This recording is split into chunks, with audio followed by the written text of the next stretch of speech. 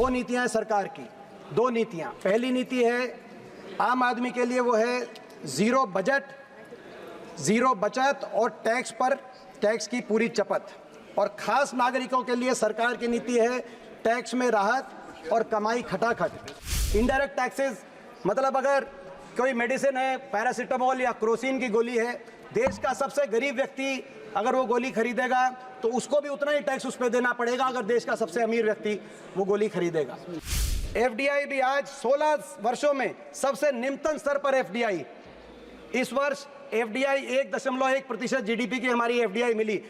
मैं सुन रहा था वित्त मंत्री जी कह रही थी कि एफडीआई कम इसीलिए हुई है क्योंकि जियोपॉलिटिकल कॉन्फ्लिक्ट्स की वजह से, लेकिन जियोपॉलिटिकल कॉन्फ्लिक्ट्स तो पूरी दुनिया के लिए होने चाहिए। दुनिया के बाकी देशों में एफडीआई पे गिरावट नहीं आई। हिंदुस्तान एफडीआई जो रिसिप्ट्स हैं उसमें 8वें नंबर पे होता था, एक ही वर्ष में गिर के 15वें नंबर पे आ गया हमारा देश। आपने टैक्स कट किया कॉर्पोरेट्स के लिए कि कॉर्पोरेट निवेश करेंगे, जॉब क्रिएशन होगी। निवेश दर 20 साल में सबसे नीचे स्तर पे आ गया। एफडीआई 16 साल में सबसे निम्नतम स्तर पे आ गई, निवेश हुआ नहीं, इसीलिए आज देश में बेरोजगारी रिकॉर्ड स्तर पे चल रही है। आपने जिस तरह की इकोनॉमिक पॉलिसी आप लेके आए, इस इकोनॉमिक पॉलिसी को ट्रिकल डाउन इकोनॉमिक पॉलिसी भी कहते हैं कि कॉर्पोरेट्स के हाथ में पैसा दो, वो निवेश करेंगे। लेकिन ये गलत साबित हो चुकी है दुनिया में, क्योंकि कॉर्पोरेट्स के हाथ में पैसा होगा तो वो वहाँ उस अर्थव्यवस्था में निवेश करेंगे जहाँ डिमांड स्ट्रांग है। आपने डिमांड को स्ट्रांग करने के लिए कोई कदम नहीं उठाए। फाइनेंस बिल जो कि सरकार की टैक्सेशन पॉलिसी से संबंधित है, कैसे सरकार अपने फाइनेंसिंग करती है अपने बजट को, उससे संबंधित विषय पे मुझे आज बोलने का जो अवसर मिल रहा है। हम इस फाइनेंस बिल के बारे में आकलन अपना भी देना चाहते हैं और कई बातों पे गहरी नाराज़गी अपनी व्यक्त करना चाहते हैं। अभी सही कहा गया डिबेट में मुझसे पहले स्पीकर द्वारा कि सरकार की टैक्सेशन पॉलिसीज़ देश के गरीब पे, किसान पे, आम आदमी पर बोझ ज़्यादा डाल रही है और कॉर्पोरेट और देश के अमीरों पे बोझ कम डाल रही है। सरकार की नीति ऐसी दिखाई दे रही है कि सरकार की नीति है ज़ीरो आम आदमी के लिए। दो नीतियां हैं सरकार की, दो नीतियां। पहली नीति है आम आदमी के लिए, वो है ज़ीरो बजट, ज़ीरो बचत और टैक्स पर टैक्स की पूरी चपत। और ख़ास नागरिकों के लिए सरकार की नीति है टैक्स में राहत और कमाई खटाखट। ये मैं एक्सप्लेन करना चाहता हूँ सर। दो तरह के टैक्स हैं हमारी इकोनॉमी में, अर्थव्यवस्था में, किसी भी अर्थव्यवस्था में, direct taxes, indirect taxes. Direct taxes यानी कॉर्पोरेट टैक्स और इनकम टैक्स। ये डायरेक्ट टैक्सेस को प्रोग्रेसिव टैक्सेस भी कहा जाता है क्योंकि ये स्लैब के साथ जिसकी जितनी कमाई है उस पर लगाकर सरकार आर्थिक संतुलन अर्थव्यवस्था में ला सकती है। और इनडायरेक्ट टैक्सेस, जीएसटी, एक्साइज, ये वो टैक्सेस हैं जो पूरे देश पे बराबर के लगते हैं और गरीब आदमी पे ज़्यादा बोझ आता है।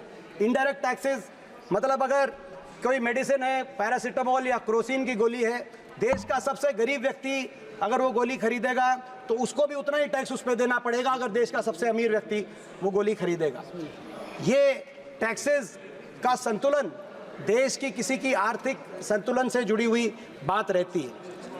आज हमारी देश की अर्थव्यवस्था में इस वर्ष अगर हम स्टेट्स और सेंटर के दोनों टैक्सेस को ऐड करके देखें तो डायरेक्ट और इनडायरेक्ट टैक्सेस में लगभग 1/3 हमारे देश की कलेक्शन डायरेक्ट टैक्सेस से हो रही है और 2/3 इनडायरेक्ट टैक्सेस से, जो टैक्स देश के गरीब से, किसान से, आम आदमी से ज़्यादा लिया जा रहा है। अगर हम इसकी तुलना करें बाकी दुनिया के देशों से, ज़्यादातर एडवांस इकोनॉमीज, OECD कंट्रीज, एशियाई देशों में लगभग 2/3 देश का टैक्स का कलेक्शन लगभग 2/3 रहता है डायरेक्ट टैक्सेस से और 1/3 रहता है इनडायरेक्ट टैक्सेस से, जो गरीब आदमी से लिया जाता है। और अगर हम यूपीए के समय से तुलना करें, यूपीए के समय भी हमारी देश की अर्थव्यवस्था में काफ़ी संतुलन आया था और लगभग आधा 43% डायरेक्ट टैक्सेस से हम यूपीए के समय हमारी जो है सरकार लिया करती थी 43% डायरेक्ट टैक्सेस से और 57% इनडायरेक्ट टैक्सेस से। तो यानी कि सरकार ने इस असंतुलन को विपरीत दिशा में लेके जाने का काम किया है। आज डायरेक्ट टैक्सेस में के माध्यम से कम कलेक्शन हो रहा है, कॉर्पोरेट और उसमें भी कॉर्पोरेट के टैक्सेस में सबसे ज़्यादा राहत सरकार ने देने का काम किया। पहली मर्तबा देश में इनकम टैक्स कॉर्पोरेट टैक्स से ज़्यादा इनकम टैक्स से कलेक्शन हो रहा है और अगले वर्ष तक पहली मर्तबा जीएसटी कलेक्शन भी कॉर्पोरेट टैक्स से ज़्यादा होगी। तो कॉर्पोरेट टैक्स से सबसे कम कलेक्शन हुआ और कॉर्पोरेट टैक्स के कलेक्शन में गिरावट आई है पिछले कुछ वर्षों में, खास तौर पे 2019 में जब कॉर्पोरेट टैक्स में राहत दी गई 30% से घटाकर 22% तक कॉर्पोरेट टैक्स को कम किया गया। आपकी नीयत क्या रही उस समय, उस पर मैं प्रश्न नहीं कहूँगा, लेकिन जब आपने बड़े उद्योगपति घरानों को, कॉर्पोरेट्स को ये राहत दी तो आपने कहा कि आप राहत इसीलिए दे रहे हैं कि अर्थव्यवस्था के अंदर निवेश हो, अर्थव्यवस्था में निवेश बढ़े, इन्वेस्टमेंट हो, और इस वजह से पिछले 5 साल में 8.7 लाख करोड़ की राहत देश के कॉर्पोरेट्स को देने का काम आपकी सरकार ने किया। लेकिन हकीकत क्या हुई? हकीकत ये हुई कि निवेश बढ़ने की बजाय इन 5 वर्षों में निवेश लुढ़क गया। कॉर्पोरेट टैक्स में टैक्स कट आपने उनकी प्रॉफिट मार्जिन को बढ़ाने के लिए नहीं दिया था, आपने निवेश बढ़ाने के लिए दिया था। निवेश लुढ़क गया।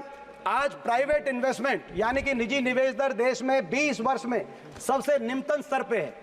Q1 फाइनेंशियल ईयर 2025 में जो निवेश दर आया वो 20 साल में 2004 के मुकाबले का आज निवेश दर हरियाणा, आज देश की अर्थव्यवस्था में हुआ। और दूसरी ओर FDI, फॉरेन निजी निवेश दर जो हमारे डोमेस्टिक इन्वेस्टर्स हैं, और FDI भी आज 16 वर्षों में सबसे निम्नतम स्तर पर FDI। इस वर्ष FDI 1.1% GDP की हमारी FDI मिली। मैं सुन रहा था वित्त मंत्री जी कह रही थी कि FDI कम इसलिए हुई है क्योंकि जियोपॉलिटिकल कॉन्फ्लिक्ट्स की वजह से, लेकिन जियोपॉलिटिकल कॉन्फ्लिक्ट्स तो पूरी दुनिया के लिए होने चाहिए।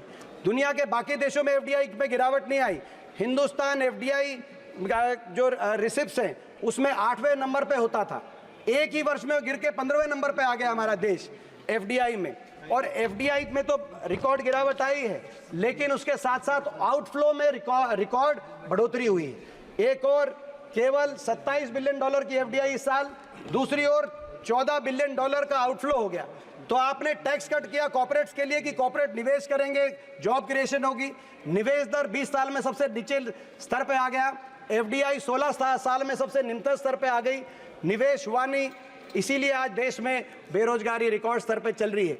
आपने ये जिस तरह की इकोनॉमिक पॉलिसी आप लेके आए, इस इकोनॉमिक पॉलिसी को ट्रिकल डाउन इकोनॉमिक पॉलिसी भी कहते हैं कि कॉर्पोरेट्स के हाथ में पैसा दो, वो निवेश करेंगे। लेकिन ये गलत साबित हो चुकी है दुनिया में, क्योंकि कॉर्पोरेट्स के हाथ में पैसा होगा तो वो वहाँ उस अर्थव्यवस्था में निवेश करेंगे जहाँ डिमांड स्ट्रांग है। आपने डिमांड को स्ट्रांग करने के लिए कोई कदम नहीं उठाए। जब तक डिमांड हमारी डिमांड भी अगर आप देखें, रूरल सेक्टर में डिमांड पिछले 5 साल से फ्लैट है। आज कृषि सेक्टर में डिमांड हमारी पिछले 7 साल से फ्लैट है। डिमांड जब तक इकोनॉमी में नहीं आएगी तब तक कॉर्पोरेट्स हमारी इकोनॉमी के अंदर निवेश नहीं करेंगे। मैं सरकार से कहना चाहता हूँ, ये जो आपने ट्रिकल डाउन इकोनॉमिक्स जो फेल हो चुकी है, ट्रिकल डाउन इकोनॉमिक थ्योरी, उसको हिंदुस्तान में प्रयास करने के लिए 10 साल लगा दिए आपने कॉर्पोरेट्स को फायदा। एक बार आप हिंदुस्तान के आम आदमी के हाथ में पैसा देके देखें, आप डिमांड साइड इकोनॉमी की तरफ कदम बढ़ाएं। किसान को, गरीब को, जिनको आपकी जो कोई राहत नहीं मिली, आप उनको भी राहत देके देखें। आप लीगल गारंटी MSP पे देके देखें, आप मनरेगा में 400 रुपए की वेज करके देखें, और हमारे देश के आम आदमी के हाथ में आप पैसा दें, ताकि उनके पास जब पैसा उनके हाथ में आएगा, हमारी डिमांड बढ़ेगी, कॉर्पोरेट्स की इन्वेस्टमेंट तब हमारे देश में उस रूप से हो पाएगी। एक और कारण है, इतना ज़्यादा कॉर्पोरेट टैक्स कट देने के बावजूद निवेश नहीं हुआ। इसका दूसरा कारण डिमांड कम के साथ साथ, अध्यक्ष महोदय, दूसरा कारण है मोनोपोलीज। हमारे देश में क्रोनियज्म और क्रोनी मोनोपोलीज क्रिएट हो रही हैं। हमारे देश के 5 बड़े कॉर्पोरेट घराने आज लगभग 40 सेक्टर्स के अंदर, आज उनके लिए सरकार की सहायता से उन्होंने मोनोपोलीज अपने लिए बनाने का काम किया है। सीमेंट, पोर्ट, डिफेंस, टेलीकॉम, ये वो सेक्टर हैं जिन सेक्टर्स में अब तो न्यूक्लियर की भी बात आ रही है। कुछ कॉर्पोरेट घराने इन सेक्टर्स में मोनोपोलीज क्रिएट कर रहे हैं। लीगल और पीनल एनवायरनमेंट सरकारी एजेंसीज के माध्यम से ऐसा बनाया जा रहा है, जब मोनोपोलीज क्रिएट हो जाया करती हैं तो मोनोपोलीज में आप ये देखेंगे कि मोनोपोलीज के अंदर जो है दूसरा निवेश नहीं होगा। तो हमारी ये मांग है सरकार से कि ये असंतुलन जो बना है, जो गरीब आदमी से ज़्यादा लिया जा रहा है टैक्स, और कॉर्पोरेट्स को राहत दी जा रही है, इस संतुलन को सरकार सुधारने का काम कर। मैं एक और उदाहरण देना चाहता हूँ कैसे टैक्स लिया जा रहा है। पेट्रोल के बारे में मैं कहना चाहता हूँ, पेट्रोलियम प्रोडक्ट्स पे अगर हम 2014 की बात करें तो पेट्रोलियम प्रोडक्ट्स में हमारी सरकार ने 1,72,000 करोड़ का एक्साइज ड्यूटी से, हमारी सरकार ने एक्साइज ड्यूटी से टैक्स लेने का काम किया था यूपीए की सरकार के आखिरी वर्ष में। मगर 42,000 करोड़ वापस सब्सिडी में देने का काम किया था। मात्र कमाई पेट्रोलियम प्रोडक्ट से उस समय सरकार में 30,000 करोड़ थी। आपकी सरकार में इस वर्ष पेट्रोलियम प्रोडक्ट से कमाई है 4,32,000 करोड़ और सब्सिडी मात्र 11,000 करोड़। केवल पेट्रोलियम प्रोडक्ट से आपने 4,20,000 करोड़ देश की आम जनता से आप कमाई करने का काम कर रहे हैं। जहां हमारी सरकार एक वर्ष में 30,000 करोड़ करती थी, आप 4,20,000 करोड़ कर रहे हैं पेट्रोलियम प्रोडक्ट से। पेट्रोल पे एक्साइज हमारे समय ड्यूटी जहां 9 रुपए थी आपकी 20 रुपए, डीजल पे 3 रुपए थी आपकी 15 रुपए।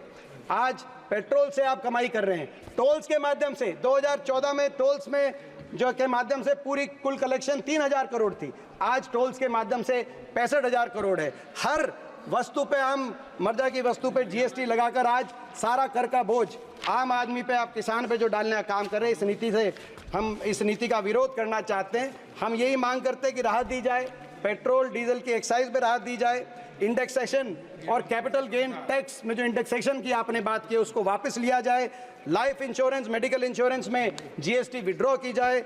हम ये सारी मांगे सरकार से टैक्सेशन प्रोजेक्ट प्रपोजल में रखना चाहते हैं।